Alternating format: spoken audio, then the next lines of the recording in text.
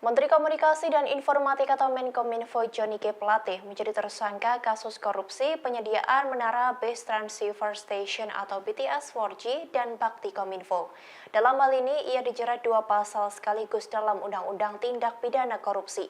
Plate pun terancam hukuman penjara seumur hidup. Setelah menjadi tersangka, Johnny G. Plate langsung ditahan oleh Kejaksaan Agung RI. Meski begitu, Kejagung belum merinci peran dari Plate dalam perkara korupsi dengan dugaan kerugian negara mencapai 8 triliun rupiah ini. Kejagung hanya mengatakan Plate ditetapkan sebagai tersangka karena sebagai kuasa pengguna anggaran. Namun peran Plate bisa dilihat dari pasal yang menjeratnya.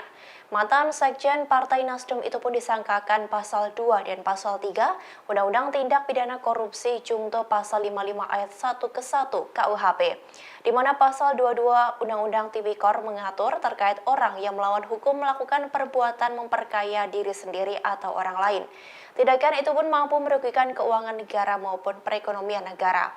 Atas tindakan itu, yang bersangkutan terancam penjara minimal 4 tahun dan maksimal 20 tahun dengan denda minimal 200 juta rupiah dan paling banyak 1 miliar rupiah. Sementara pasal 3 Undang-Undang Tipikor mengatur terkait orang yang menyalahgunakan wewenang jabatan demi menguntungkan diri sendiri atau orang lain.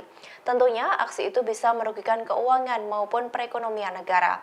Maka tindakan tersebut terancam pidana seumur hidup atau minimal penjara 1 tahun dan paling lama 20 tahun.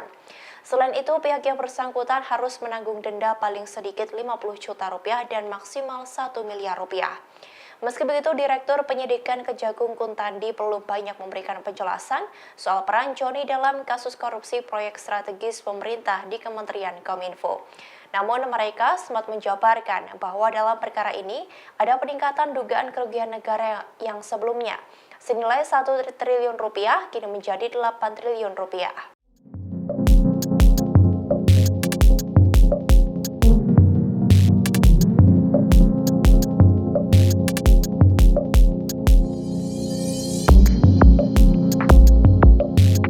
Terima kasih sudah nonton, jangan lupa like, subscribe, dan share ya.